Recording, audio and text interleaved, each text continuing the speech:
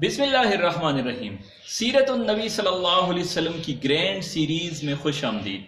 میں ہوں فیصل ریاض اور اردو تحقیق کی اس گرینڈ سیریز میں آپ کو سیرت النبی صلی اللہ علیہ وسلم انتہائی مستند حوالہ جات کے ساتھ پیش کروں گا، اور ہر واقعے کے بعد آپ کو یہ بھی بتاؤں گا کہ اس واقعے یا اس پہلو سے ہمارے لیے کیا اسباق ہیں۔ ہماری اس سیریز کے کل 4 سیزن ہوں گے۔ پہلے سیزن میں آپ صلی اللہ علیہ وسلم کی ولادت سے قبل اہم واقعات کے متعلق آپ کو بتاؤں گا۔ دوسرے سیریز میں آپ صلی اللہ علیہ وسلم کی ولادت سے لے کر نبوت تک کے واقعات آپ کو بتاؤں گا۔ تیسرے سیزن میں نبوت سے لے کر مکی زندگی کے آخر تک کے واقعات آپ کو بتائے جائیں گے، اور چوتھے سیزن میں مدنی زندگی بتائی جائے گی۔ آپ صلی اللہ علیہ وسلم کی نبوت سے قبل 4 اہم واقعات پیش آئے ہیں۔ پہلا واقعہ زمزم کی نئے سرے سے کھدائی ہے۔ دوسرا واقعہ حضرت عبد المطلب کی عجیب منت اور 100 اونٹوں کی قربانی ہے۔ تیسرا واقعہ شہاب ثاقب کی ابتدا ہے، اور چوتھا واقعہ ابرہہ کے لشکر اور اس کے انجام کا ہے۔ تو بغیر کسی تمہید کے ہم براہ راست پہلے واقعے کے متعلق آتے ہیں کہ زمزم کے کنویں کی دوبارہ کھدائی کیوں ہوئی، اور عبد المطلب کے وہ 3 خواب کیا تھے جن کی صرف ایک تعبیر تھی۔ معزز ناظرین، زمزم کا کنواں اصل تو حضرت اسماعیل علیہ السلام کے پاؤں سے ہی جاری ہوا تھا۔ حضرت اسماعیل علیہ السلام کی اولاد کو بنو اسماعیل کہا جاتا ہے، اور حضرت اسماعیل علیہ السلام کی شادی جس قبیلے سے ہوئی اس کو بنو جرہم کہا جاتا ہے۔ بنو جرہم اور بنو اسماعیل میں مخاصمت اور لڑائی چلتی رہی۔ بالآخر بنو جرہم غالب رہے، اور اس طرح مکہ مکرمہ پہ جو کنٹرول ہو گیا وہ بنو جرہم کا ہو گیا۔ بنو جرہم کا ایک سردار تھا جس کا نام تھا مزاز۔ یہ سردار خود بہت اچھا اور نیک بندہ تھا، لیکن جو اس کی عوام تھی وہ اچھی نہیں تھی۔ بنو جرہم کی اور بنو خزاع کی آپس میں مخاصمت چلتی رہی، اور بنو خزاع نے بنو جرہم کو مار بگایا۔ لیکن جاتے جاتے انہوں نے ایک عجیب کام کیا کہ جو کچھ سونا چاندی تھا خانہ کعبہ میں، اور جو زرہیں تلواریں اس وقت خانہ کعبہ میں ہوا کرتی تھی، وہ ساری کی ساری زمزم کے چشمے میں انہوں نے ڈال دی، اور زمزم کے چشمے کو مٹی سے بھر دیا، اور ایسا بھرا کہ زمزم کے چشمے کا نام و نشان تک ختم ہو گیا۔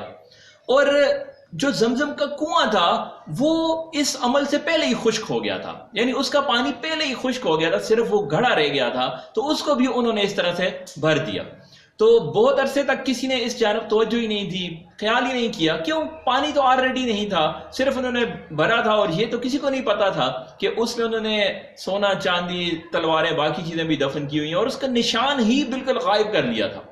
بنو خزاع کے بعد قصی کا زمانہ آیا، اور قصی کے بعد عبد المطلب کا زمانہ آیا، جو آپ صلی اللہ علیہ وسلم کے دادا جان تھے۔ عبد المطلب حجر اسود کے پاس سوئے ہوئے تھے کہ ایک شخص خواب میں آیا اور کہنے لگا کہ عبد المطلب اٹھیے اور طیبہ کو کھودیے۔ عبد المطلب نے پوچھا کہ طیبہ کیا ہے؟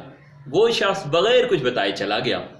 اگلے دن پھر وہی شخص خواب میں آیا اور آ کر کہنے لگا کہ عبد المطلب اٹھیے اور برا کو کھودیے۔ عبد المطلب نے پھر پوچھا کہ برا کیا ہے؟ اس مرتبہ بھی بغیر کچھ بتائے وہ شخص چلا گیا۔ اگلے دن پھر وہی شخص خواب میں آیا اور آ کر کہنے لگا کہ عبد المطلب اٹھیے اور مجنونہ کو کھودیے۔ عبد المطلب نے پھر پوچھا مجنونہ کیا ہے؟ وہ شخص بغیر کچھ بتائے اب بھی چلا گیا۔ اگلے دن پھر وہی شخص خواب میں آیا اور عبد المطلب کو کہنے لگا کہ عبد المطلب اٹھیے اور زمزم کو کھودیے۔ عبد المطلب نے پھر وہی سوال کیا کہ زمزم کیا ہے؟ تو اس مرتبہ اس شخص نے بتایا کہ زمزم پانی کا ایک چشمہ ہے جس کا پانی حجاج کے بہت بڑے مجمع کو سیراب کرتا ہے اور کبھی ختم نہیں ہوتا۔ عبد المطلب نے پوچھا کہ زمزم کہاں پر ہے؟ تو اس شخص نے بتایا کہ جہاں ایک جانب خون ہوگا اور دوسری جانب گوبر ہوگا، اور درمیان میں کوا ٹھونکے مار رہا ہوگا۔ عبد المطلب اٹھے تو انہوں نے دیکھا نہ کہیں پہ خون ہے، نہ گوبر ہے، نہ درمیان میں کوئی کوا ہے۔ تو اتنے میں عبد المطلب یہ سوچ ہی رہے تھے کہ انہوں نے دیکھا ایک شخص قربانی لے کے آیا۔ اس نے ایک جگہ پہ قربانی کی، اس کا خون گرا، اور دوسری جگہ جا کے اس کا گوبر پھینکا، تو عبد المطلب کو 2 نشانیاں پوری ہوتی ہوئی نظر آئیں۔ اتنے میں انہوں نے دیکھا کہ درمیان میں ایک کوا آ کے ٹھونکے بھی مار رہا ہے۔ عبد المطلب سمجھ گئے کہ یہی وہ جگہ ہے جس کا خواب میں مجھے بتایا گیا تھا۔ دراصل طیبہ، برہ، مزدونہ یہ سب بھی زمزم ہی کے نام تھے۔ عبد المطلب نے جب نشانیاں پوری ہوتی ہوئی دیکھی تو اپنے ساتھ اپنے بیٹے حارث کو لیا اور زمزم کی کھدائی شروع کر دی۔ ابھی تھوڑی سی کھدائی کی ہوگی کہ ان کو نیچے کنویں کے آثار نظر آنے لگے۔ جیسے ہی کنویں کے آثار دیکھے تو دونوں باپ بیٹا نے نعرہ تکبیر اللہ اکبر بلند کیا۔ قریش نے جب دیکھا کہ ان کو تو زمزم کے اور اس کنویں کے آثار مل چکے ہیں کہ کہاں پر یہ کنواں واقع تھا، تو قریش بھی آگے اور انہوں نے کہا کہ آپ کو ہم اکیلے یہ کام نہیں کرنے دیں گے، ہمیں بھی اس کام میں شریک کرنا ہوگا۔ عبد المطلب نے انکار کیا، تو اس پہ جب نزاع بننے لگا تو دونوں فریقین نے یہ فیصلہ کیا کہ ملک شام کے اندر بنو سعد کی ایک کاہنہ ہے، ہم بھی اس کاہنہ کے پاس جاتے ہیں، اس کو ساری بات بتاتے ہیں اور اپنا فیصلہ کروا لیتے ہیں۔ تو دونوں قریش اور عبد المطلب دونوں ملک شام کی جانب روانہ ہو گئے۔ راستے میں بہت بڑا ریگستان آتا ہے، ان کے پاس سے ان کا پانی ختم ہو گیا اور قریب تھا کہ سب کو اپنی موت بھی نظر آنے لگی۔ ایسے وقت میں اللہ تعالیٰ نے یہ کیا کہ عبد المطلب کے گھوڑے کے کھر سے پانی کا ایک چشمہ پھوٹ پڑا اس ریگستان میں، جس سے عبد المطلب نے پیا اور جتنے بھی قریش تھے ان سب نے پیا، اور اس کے بعد سفر کر کے ملک شام میں پہنچ گئے۔ جب اس کاہنہ کے پاس گئے اور ان کو سب بات بتائی تو اس کاہنہ نے کہا کہ فیصلہ تو آلریڈی ہو چکا ہے۔ تو پوچھا کیسے؟ اس نے کہا خواب آیا ہے عبد المطلب کو اور آثار بھی اس کو ملے ہیں، اور جب تم سب لوگ مر رہے تھے تو اس کے گھوڑے کے کھر سے اللہ تعالیٰ نے پانی کا چشمہ جاری کر دیا۔ تو یہ تو واضح نشانی ہے کہ یہ سعادت صرف عبد المطلب کے حصے میں ہی لکھی جا چکی ہے۔ تو اس پہ قریش نے ان کو اجازت دے دی اور دوبارہ سے عبد المطلب نے اپنے بیٹے کے ساتھ کھدائی شروع کر دی۔